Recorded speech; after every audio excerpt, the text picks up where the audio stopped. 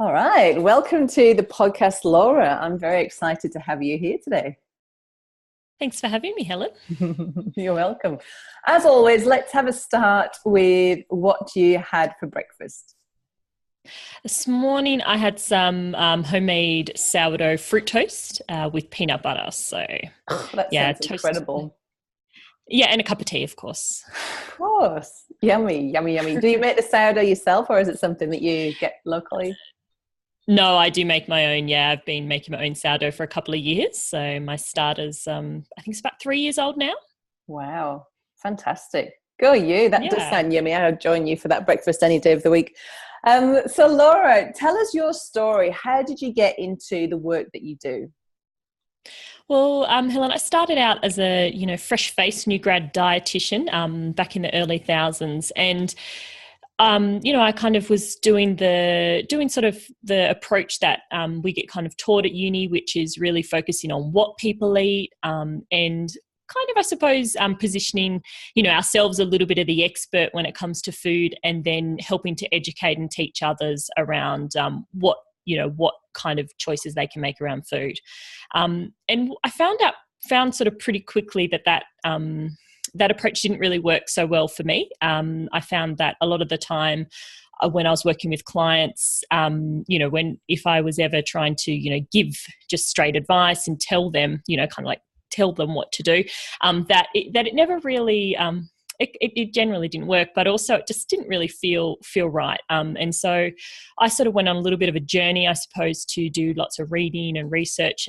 Having a science background, I'm always into what the evidence says and what's happening out there, looking at what other people were doing or what other approaches there were. And so I found a few different tools, and I started integrating those into my practice. So things like motivational interviewing and health coaching, and using different techniques. And I found I found a new way of practicing, and a way that helped me to work a little bit more closely with clients, and helped me to shift my focus. And so the two really big changes for me, working as a dietitian, the first one was positioning the client as the expert. So the expert in their own food experience and the expert in their own food journey, because they're the ones doing the eating.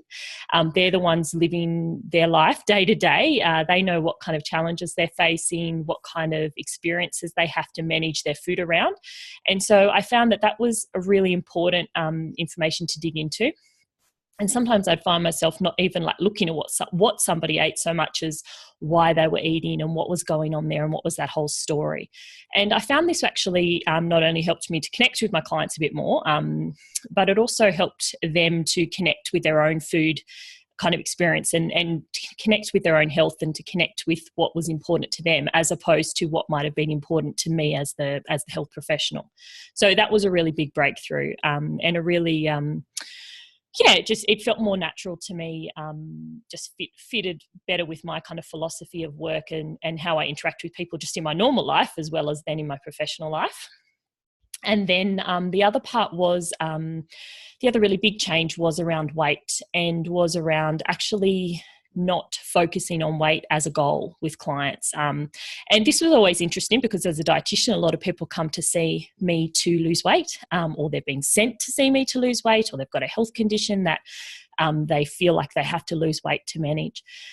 But what I found was when we focused on weight, a couple of different things happened. One, it took the focus off the food, which is obviously where people are kind of making choices and where people are connecting on a day-to-day basis. I mean, the weight's always there in the background, but that's not what we're doing. The weight is kind of, it's being, but it's not what we do. We don't do the weight. Our behaviors are more around what we're eating and how we're moving our body, as opposed to a number on a scale. It's not really a behavior. So I found that by shifting that. And the other thing was that not only are people not doing their weight, they're doing their behaviors, but also the weight really sidetracked people. So people might make really great changes to their eating patterns. They might be moving their body more, but if that number on the scale didn't change, it just really would derail people and really affect their confidence and their feeling of self-worth. And I found that, again, even when weight didn't change, people could make really good changes to their lifestyle and also see really good changes in health outcomes as well. So sometimes for clients with diabetes or with, high cholesterol, even if they didn't change their weight, by changing their eating patterns or their lifestyle habits, they still saw health outcomes.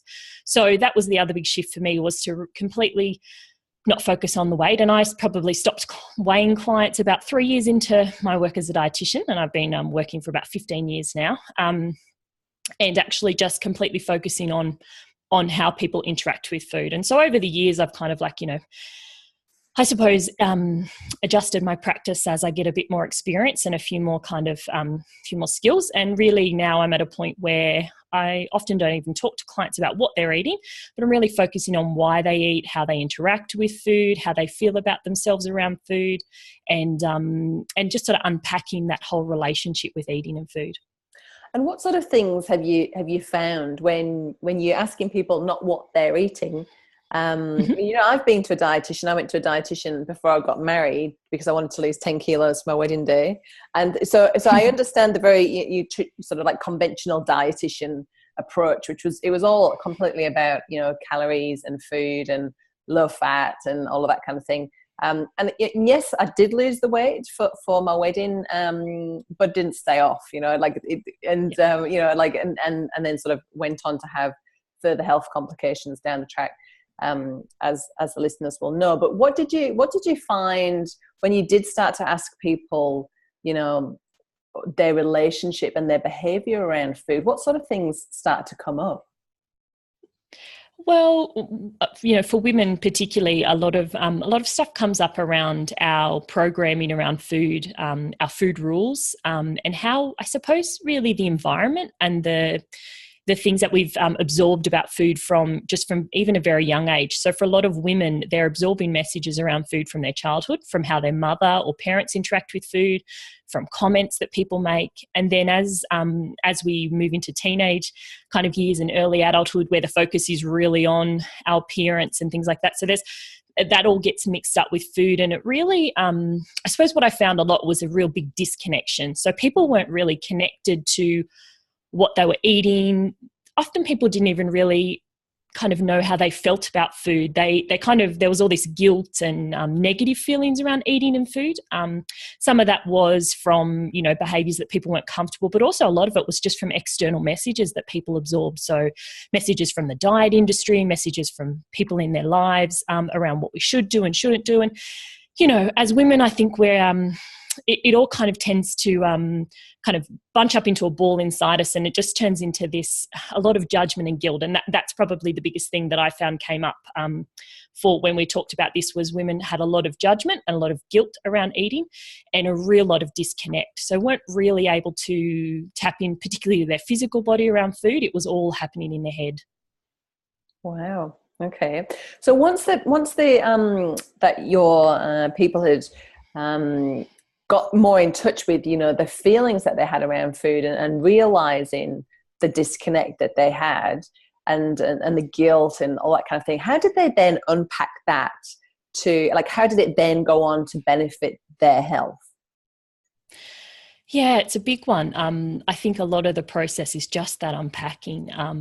For a lot of people, that takes a lot of work because, it might be a lifelong way of interacting with food. But when we can get there, what it does is it actually provides, I think it's bigger than health. It's actually, it's freedom. It's freedom from diet rules. It's freedom from food rules. It's freedom from, looking outside themselves for the reasons around why they're eating or what they're eating or why things are happening to their body or perhaps in their health, and actually in being able to look inside themselves for that and look at how they're connecting to their food.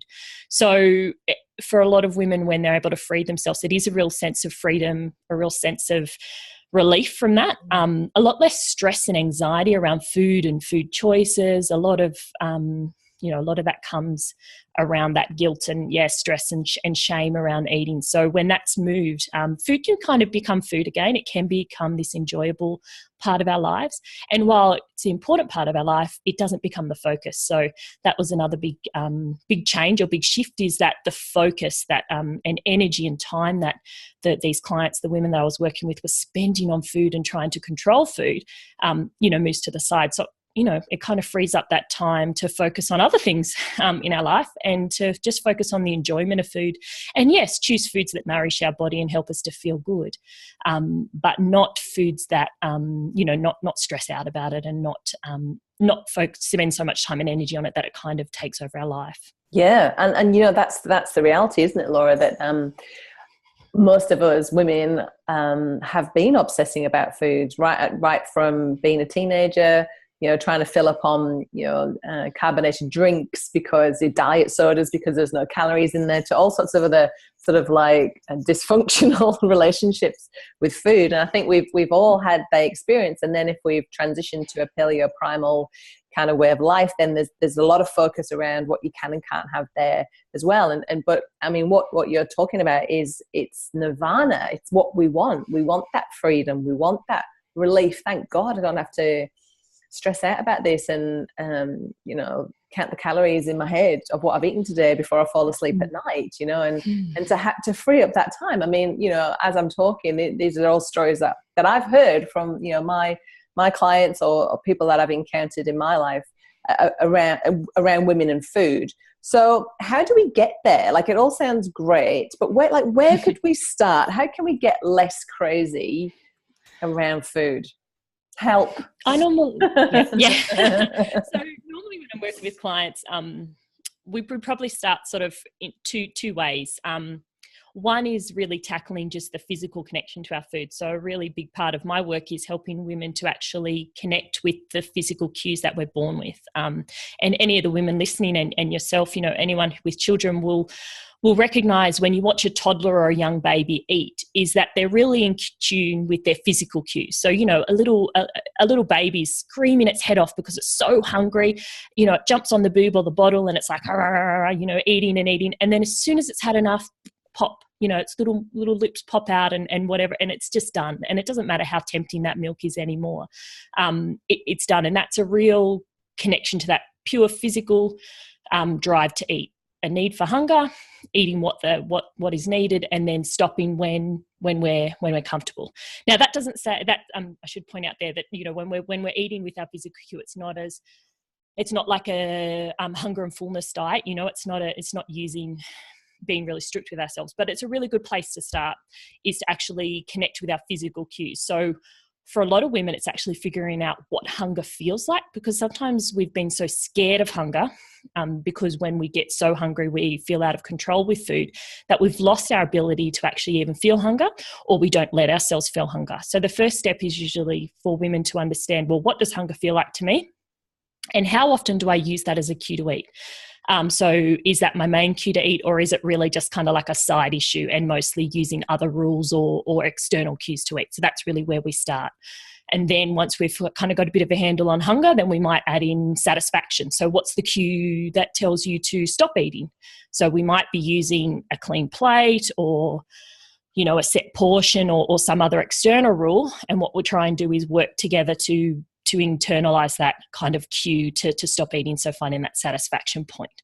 So that's the physical stuff. And at the same time, what's really important is some of the mental stuff and the self-care. So when we start working on this, a lot of that judgment and guilt and shame that women have had around food for a long time does tend to come up. And there's this real wrestle inside us around, is this going to work for me? Am I just going to get fat if I just let my body kind of guide me? Is that a safe thing to do? Because we've been programmed from diets and from other external rules to not trust our body and not trust ourselves. And basically that if we do trust ourselves, that we will be even more out of control than we already feel now, which isn't the truth, but actually helping women to feel safe and secure in that is another part of it. So that's a lot about non-judgmental kind of self-talk, challenging diet thoughts, and also a lot of self-compassion. Yes. Yeah. I like it. So let's go back to the physical cues, because I know, like you say, quite a lot of women don't know what hunger feels like. And that sounds crazy, right? But it's true, because we are so afraid of being hungry. And there's lots of different reasons, from our ancestors, why that might have been, handed down as something that we do. But how would you describe hunger? So what are some of the signs to look for when we're feeling hungry? Yeah, so generally people feel hunger in one of two places. So usually in their stomach, so that physical tummy grumbling feeling or emptiness. And the thing to, I suppose, remember is that hunger is a bit of a kind of continuum, so it does build up. So you might get an initial feeling, if you're a tummy hungry person, of just a little kind of grumble or a little niggle. And then as time goes by, that increases to the point where, you know, people sitting next to you can hear your tummy grumbling, you feel really empty, and then you get to that point where you're pretty much like, okay, I'm going to eat my own arm off if I don't actually get some food. So there's that real progression. So it's important to recognize that often why we're scared of hunger is because we generally don't pick up those cues at the start, and we don't pick anything up until we're at that eating our own arm off kind of hungry point. And that can feel scary and out of control, which is normal because your body thinks, wow, if we don't get some food in now, we might, you know, they might be ephemeral and we might not survive. So that's that, you know, that sort of survival mechanism coming in. So really that sort of tummy hunger stuff, you know, kind of getting some time to kind of recognize the pre-cues of that. So, but definitely, you know, a little bit of a grumble, some noises, and just a physical feeling of space being made in your tummy. Then the other place where some people can feel hunger is more in their head. Not as in their head as in a thought, but more as far as maybe starting to lose concentration, maybe feeling a bit tired or lethargic, maybe getting a headache. They can all be signs of hunger for people who feel it more in their head. So for women, when we're first starting out, if they don't really know what hunger feels like for themselves, I generally kind of set them a little task, a little hunger investigation task, and get them to find a day where they've got some time and some space to actually be aware, and get up in the morning and have something to eat kind of within the first 2 hours of waking up. Now, that doesn't have to be anything really big if people aren't big breakfast people. It could just be a piece of fruit, a tub of yogurt, something small. But really just something to kind of tell the body that there is food around. Because for people, if there's anyone listening who isn't really a big breakfast person or who has gone through phases of their life where they don't eat breakfast, when we don't eat breakfast, it often doesn't, our metabolism kind of doesn't kick in for a little while. So sometimes when you don't eat breakfast, you know, for people who aren't big breakfast eaters, they can go a couple of hours, go to lunchtime without needing anything. And while that might seem like maybe a good thing, it's actually, you know, it's not starting our metabolism for the day. So having something small or light is good to have for breakfast, and then just giving yourself time. Now, I'm definitely not against caffeine, but when you're doing this exercise, sometimes it's good to try not to have caffeine because caffeine does suppress our appetite a little bit. So just while you're doing this experiment day, to maybe you have your cup of tea or your coffee with your breakfast, but then you don't have any more tea or coffee until you get a hunger signal again. Just because, and people probably, people probably are kind of aware of this, that sometimes you can have a coffee, mid-morning, and it does suppress your appetite a bit. It does help you to keep going a little bit, which is okay. It's just when we're trying to do this exercise to figure out what hunger feels like, it's good to give our body the space. And our body, and be able to pick up on that cue. So get up in the morning, have a little breakfast, and then give yourself space to feel hungry and just time. And that might mean you don't eat until 2 o'clock that day. It might mean that you eat half an hour later after your small piece of fruit, whatever it is, and it's actually just letting that be. Maybe have a few tasks that kind of keep you busy, but don't keep you so absorbed in them that you forget to check in with your body. And that can be a good way for people to just find some space to figure out what hunger feels like for them. Very good. So it's really about connecting to our physical cues and hormones of ghrelin, which is, I always remember that one for the stomach, ghrelin, and then leptin, which is the hunger hormone for satisfaction. So it's really just about tuning back into that and removing all of the distortion around that. And I guess that, all of the conditioning we've had around food, like you say, around clearing your plate and all of these sorts of things that really override our ability to know what we need and how much of it we need and when to stop and when to eat. And, we've sort of been governed by the clock, this is lunchtime, this is dinner time. Oh, I can't eat now. All of that kind of like, all of that stuff, like you say, that makes us crazy. It's not cool. So tell us about, I know because there's quite a lot of mums that tune into this show, and I know you're a mother yourself, as I am as well. What kind of things can we do to kind of not break our kids when it comes to food? Like, do you have any pearls of wisdom that you could share that will sort of help us raise kids who aren't obsessed with food? Yeah, again, this is another sort of twofold thing, because one is really about working on our own relationship with food, because like any aspect of parenting, we need to model it, because kids will pick up on what we do. So that's one part of it, is working on our own relationship with food. And for the women listening, if you know that you have a history of kind of disordered eating, or maybe relating to food in a way that hasn't served you in the past, then definitely getting some help or support to work on that. And then for kids themselves is really just trusting that they have that inbuilt system like we do. We're just disconnected from it. So not breaking that connection is the best thing that we can do. So for kids, it's actually trusting them to be the expert in their own food experience. As parents, our responsibility, what I teach is, and this comes from a dietitian in the US who's a bit of a pioneer in this area, Ellen Satter. So she encourages parents provide. So parents, we provide the opportunity to eat. So we set the times. Obviously, we want that to kind of match up with when our kids are hungry. We don't want to be saying, you can't snack for a whole nother hour if they're already hungry, but we set the times. So that might mean that there are discrete and actual snack times as opposed to just a complete grazing kind of time. So we provide the opportunity to eat, and we provide the options. So there might be a choice of options that you give to the child, or depending on their age, or if it's dinner time, it might just be this is what the family are eating. And then the child decides. So the child decides if they eat at all, and it's completely their right not to choose not to eat. And it's a really important and sometimes a hard kind of job as a parent to respect that, and not to try and bribe them or reward them or encourage just that one little bite, to actually just respect, okay, that's fine. You can choose not to eat, but this is the only opportunity for eating until, whatever it might be. If it's dinner time, it might be breakfast. If it's lunchtime, it might not be till snack or whatever it might be. So making that quite clear. So children get to decide whether they do or don't eat, and then they get to decide the amount. So again, respecting that. If they are asking for seconds or thirds or fourths or fifths, respecting that. If they have 2 bites of food and say they're done, it's respecting that. So that can be a bit tricky, particularly when we're still working on our own relationship with food. But yeah, the two big things there are parents provide, so we provide the opportunity and the options, and then children decide whether they do or don't eat, and how much. I love it. I love it. And that's good. That's really, really helpful. And that's what we do with our kids, and I'm sure that's what you do with your kids too. And something I find that's really helpful as well is to just always have only whole food. Like you only have the foods you want your kids to eat in the house.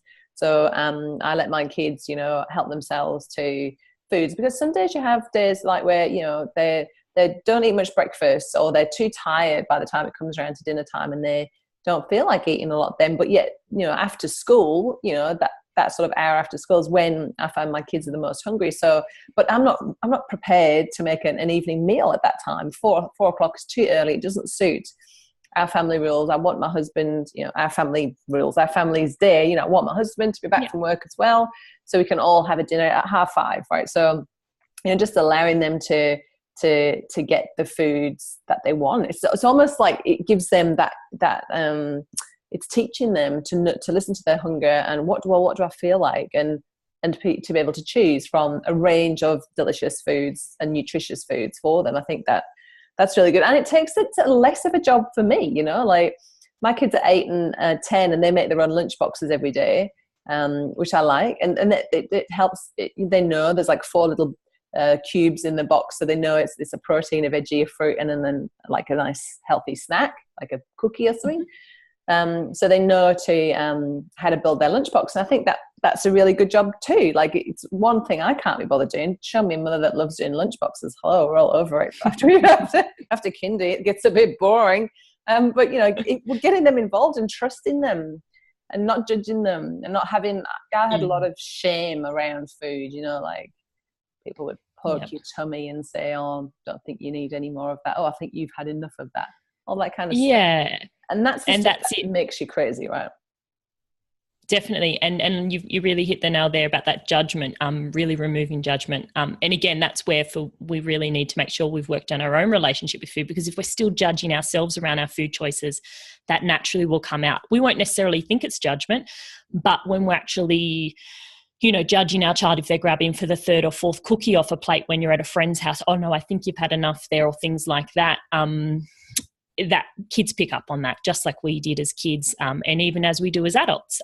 These days we're our own judge though, but for kids we are the most important kind of people in their lives, so what we say has a big impact. So removing judgment from food, and that connection between good and bad means that you're good and bad. So a lot of women, and I'm sure lots of your listeners would kind of relate to this, is we've absorbed that message. When we eat good foods, we are good, and when we eat bad foods, we are bad. And that's really a message we don't want to send to our kids. Some language that we use around here is more the sometimes and everyday foods. So even taking away that healthy, unhealthy message, because even if we come at that from our own, the best kind of angle for us, it does get co-opted externally. So I've even found my child, my oldest has started going to preschool, and she came home talking about unhealthy choices and how they weren't good, how they were bad. And I was like, oh, well, we don't think about food like that in our family. We just think about some foods are just foods that we have sometimes. They're fun foods. They're foods that we enjoy. But yeah, really being careful around that wording, because even sometimes healthy and unhealthy can really come with a judgment. That's because right. Kids hear us talking, that's so true. And also what's healthy for one person might be unhealthy for someone else, Exactly. So a nice slice of whole grain bread can be a healthy choice, but for a small child with celiac disease, that's not healthy. Not so healthy, life-threatening. Yeah, breakfast of peanut butter on my toast, great. Child with peanut anaphylaxis, not so healthy. Not so good. Removing that judgment aspect. And also challenging our own food rules, because just like any aspect of parenting, we come to it with our own experience. And so really challenging, we might have had rules in our family of, as we grew up, and we definitely did in my actual own personal family, of that you had to finish dinner before you could have dessert. And that's a classic one. What can be more productive is to actually just, if you're serving dessert that night, is to have dessert, and that's part of the dinner. So so you go, okay, well, tonight we're having a meal. I mean, Ellen Satter, the lady I talked about before, she actually encourages you to put it on the table at the same time as the main meal, and giving children the option. Now, sometimes that can kind of push our comfort zone a little bit around food, but if you're willing to try it, and I actually have done that with my girls before. Put a little tub of custard next to their plate, and often they'll go for the custard first. But if they're still hungry, they'll still have what's on their plate. Trusting them. I think it comes back to that trust. So I suppose challenging those food rules that we have carried over, and when we're about to kind of, dish them out on our own children or in our own parenting, is just to pause and think, well, where does that come from? And does that actually help my child to connect to their relationship with food and to connect to their body? Or does that start to remove that connection? And also, does that have any judgment attached to it? So with the whole, you have to finish your dinner to get a dessert, then that really removes their connection to their physical body, because if they enjoy what you're going to have for dessert, they might, realize, oh, well, I have to eat past the point of comfortable for me to be able to get the food I really like. Or that this food isn't, enjoyable, because kids naturally will maybe not enjoy all foods when they're little, because foods are different. So they might think, okay, well, vegetables aren't enjoyable and you only eat vegetables to get the treat, versus what you want to have is more that neutral approach, that all food's part of healthy diet. And sometimes we enjoy foods and sometimes we don't, because over time kids will often enjoy vegetables if they're kind of left to their own devices. Most adults will come back to vegetables unless they've had a pretty horrific experience, just because we recognise how they make our body feel. And once we're really connected to those foods, and if we can maintain that connection, then building, allowing the kids to kind of keep that connection to their food and that trust in their body. Yeah, love it. And I was chopped up raw carrots in a ramekin dish by the side of my dinner plate girl for years when I was growing up. That was the only vegetables I would eat. And now, obviously, I eat, that's the bulk of my diet. About 90% of what I eat is vegetables. And a lot of health professionals that I come across had shocking diets as kids. And so I almost think it's almost a case, isn't it, of letting the kid walk their own path in life, and maybe they're not going to eat exactly what you want them to eat, but maybe that's some greater plan that they've got, that they need to have these experiences to go on and be who they need to be in this world. Because quite a lot of health professionals have come from a health crisis themselves, one way or another, right? Yeah. And I think too, over time, if we can teach our children anything, but if it's just to trust their body, then they'll realize which foods feel good inside their body and which foods nourish them and which foods don't. And that's different for every person, but that's really the kind of, it's rather than telling them which foods they're going to like or which foods are good for their body, but allowing them to figure that out for themselves, providing, obviously the options that we feel are part of our own kind of, food dynamic in our own families, but allowing them to make choices within that. Love it. And, it seems like it's easy for kids because they haven't lost that connection. They're fresh, they're new, they're not broken. So if we could just leave them alone, they'll do really well.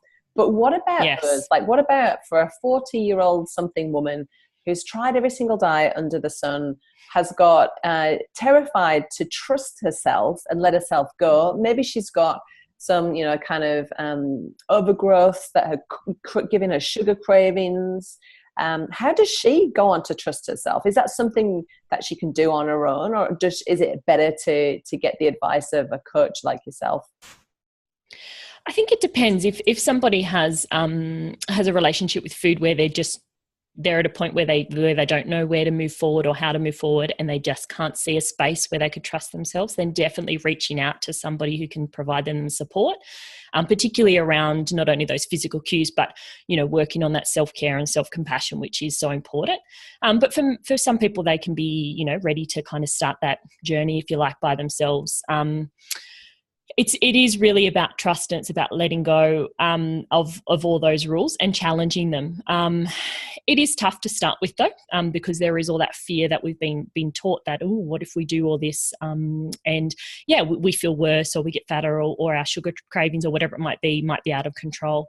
The reality is that a lot of that stuff actually comes from our restrictive mindset. So diets don't work, but when we've been on diets or rules or, I suppose, messages outside of ourselves to guide our food intake, then they can actually set us up for some of these habits that we think are the things we're trying to control. So take sugar cravings, for example, or kind of binge eating.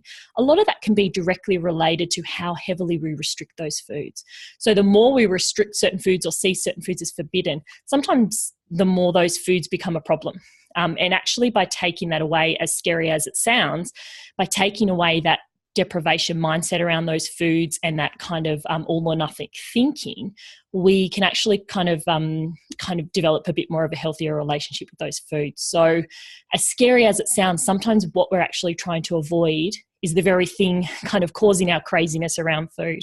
So if that feels a bit scary and something that women don't feel like they're ready to tackle by themselves, then definitely reach out, whether it's an intuitive eating or eating kind of like my type of approach dietitian, whether it's a counsellor or a health coach or somebody that can support them in that way.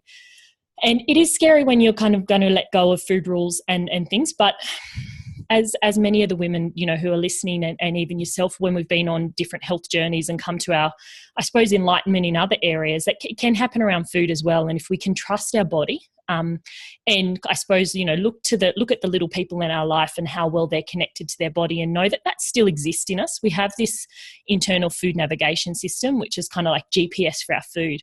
And if we can connect back to that, then we can actually heal that relationship with food. But it does take a leap of faith. Like most personal development or personal growth things, areas, we do need to just kind of trust in the process a little bit, as scary as that sounds.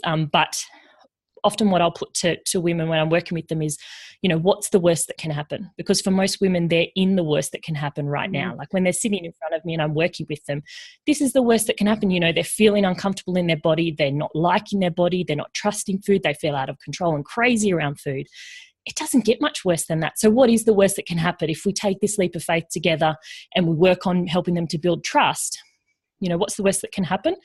probably can't get much worse, but what could happen is perhaps they could see freedom and releasing themselves from those traps around food and that crazy feeling, and finding happiness and connection to food and actually enjoying the food that they eat, and eating what they enjoy again. Fantastic. Now I love that. So they're already living their worst case scenario. It's like, worse than this. They're not reaching out for help from me or from you or from someone else if they're living their best life. If they're in a happy place, they're not looking for help. They're in the place where they feel like it's the worst that can happen right now. So really, what have we got to lose? And while that might sound like a bit of a random way to come at this, it really does kind of, make you think, well, yeah, like it's worth a shot, because if you feel crazy around food now, you're not comfortable in your body, you're not happy with how you relate to food in this moment, then there's a chance that working together and helping you connect to your food, that you can move to a place where you're more relaxed around eating, where you enjoy what you eat, and you're less crazy around food. And I know that can happen. Yeah. I've seen it happen time and time again, but it's really for the women listening and is trusting that. And if they can't trust it, then at least think, well, what's the worst that can happen?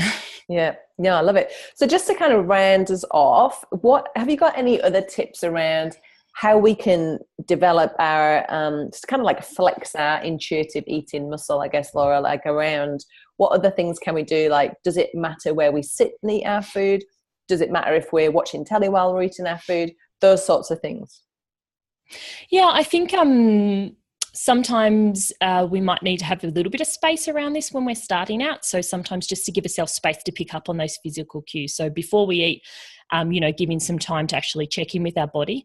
But those kind of things like eating in front of the TV or eating with distractions while we're working, that can sort of stop us sometimes from picking up on our satisfaction cue. So sometimes, we can probably all, nod our heads in agreement of those times when you've sat down to eat something and then you look down and it's like, oh, that's all gone. I don't remember the last kind of few mouthfuls of that. It's so disappointing. Yeah, and particularly when it's something you enjoy. So there's twofold. One, you can increase your enjoyment, and the other thing is you can pick up on that comfort, that satisfaction point. Now that doesn't say you need to sit in a distraction-free environment and just focus on your food, because that can be a little bit crazy making too. Yeah. Yeah. So the best way to interact with food is with people around you, and conversation, the way we're naturally evolved to interact with food. And so that's the best way if you can. So that's where family meals can be really important, or at work, actually breaking and going into a space and sitting with colleagues and even if you don't like your colleagues enough to talk to them, at least just being around other people, it just kind of gives us something else to kind of focus on. If you're by yourself, maybe it is sort of like reading something a little bit light on your phone or an entertaining book, but pausing and just giving yourself opportunities just to check back in with your body. So that can be a practical way to get around that. So you don't have to sit there, in that real focused environment, but add some pauses in. So sometimes when I first work with a client, I might encourage them to kind of just visually halve their meal. And so, eat the first half of their meal and just put in like a little bit of an exaggerated pause in that halfway point. Check in with their body, how they're feeling, how they're enjoying their food, and how the physical sensations are. And then if they feel like they need more food, which, most people will at about halfway point, but popping in another halfway point of what's left and doing it again and continuing to kind of pause. And obviously what will happen is as you get closer to the end of the meal, you're just pausing a little bit more often just so you can pick up on that physical cue of satisfaction. In saying that, doesn't mean you have to stop eating there. If it's really delicious, you can keep eating. Intuitive eating or eating with a connection to our body doesn't mean, only eating when we're hungry and stopping when we're full. It's respecting all the roles that food plays in our life. But it's also building our awareness of those physical cues and doing those actions with awareness, as opposed to, getting to the end of the meal and going, oh, I didn't need those last 3 mouthfuls. Yeah. If you eat those 3 mouthfuls because you enjoy them, it's doing it with that intention. Yeah, I love it. That makes sense. It does make sense. And this is all very reassuring, because it's not rocket science. Like, I'm not saying it's hard, right? But it's reassuring. It's really just a case of sort of getting rid of the distractions and tuning in and listening to our bodies and what our cues are, and allowing ourselves, like you said, to look at all the other roles that food plays and have that set that intention as to how you want it to go, which I think is, it's a real relief. So to finish off, tell us what your thoughts are on the 3 great areas of any kind of eating regime. I won't say the word diet.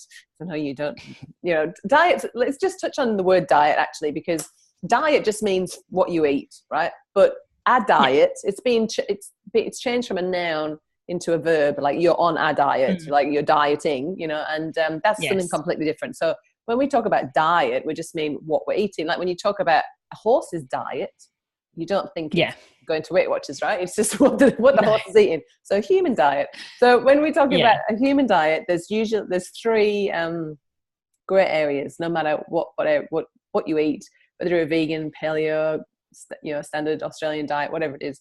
Coffee, alcohol, and chocolate. I'd love to know your personal opinion on those three gray areas. Well, my overarching motto on food is to eat everything you enjoy and to enjoy everything you eat. So if you enjoy those things, then I think incorporating them into your eating plan, whatever that looks like, is really important, because when we deprive ourselves of anything we enjoy, then we're not actually, kind of honouring that internal, that connection to our body. Personally, I enjoy all three in reasonably regular amounts, particularly wine, and and I like my coffee. I mean, for me, for caffeine, I find just personally it kind of upsets my tummy a little bit if I have too much. But that's again, it comes from connection. It's not saying I shouldn't drink coffee because it upsets other people's tummies and it causes gastric, complaint for people. That's actually by recognizing that connection within myself. And so for people, what I would generally recommend with those kind of, those three things is to actually enjoy them in amounts that work for you, that help you to feel like you're enjoying those foods, and that feel comfortable in your own body, and figuring out what that might be. So not restricting alcohol, coffee or chocolate because you're supposed to, or because X diet plan said you should, or that one didn't, or your neighbour's cat, found that they interacted with that food in that bad way. It's really about enjoying them if you do enjoy them, and enjoy them in amounts that help you to actually enjoy them and not feel like, I suppose, crap, if those certain foods or drinks do make you feel that in certain amounts. So again, I think it comes back to that connection, to really listening to how your body responds to those things, and include them in your diet, or diet in the way of eating plan, include them in your diet in a way that works for you, without worrying about how it works for other people or what somebody said you should or shouldn't do. Again, going back to that, eat what you enjoy and enjoy what you eat. If you don't enjoy them, leave them out. And if you do, then by all means, enjoy. Absolutely. I love that. I'm going to use that as a quote for our podcast episode. Eat everything you enjoy and enjoy everything you eat. And really, like, if it's not delicious, why bother? Like, I know that in the past I've eaten things purely because I thought they were healthy, but now gladly reached a place where, everything I eat is delicious. I don't need to have a cheat day or a detox from the way that I eat, because I have developed that intuitive eating. And I think that this is such a relief to so many listeners, because we can take away all of that shoulds and shouldn'ts of the diet industry and really focus on compassion for ourselves, tuning into ourselves, because there's really nothing more empowering, is there, than becoming an intuitive eater and really having that connection with your food and being present. I mean, it's just adds so much joy to the whole eating experience. And why not let that be? It's part of the human experience. Eating is fantastic. Thank God we have to do it a few times a day, because it's one of the best things in life is to create a beautiful meal and to eat it. So awesome information today, Laura. Really, really grateful. Now, if people want to work with you, how can they work with you? What sort of modalities or do you offer?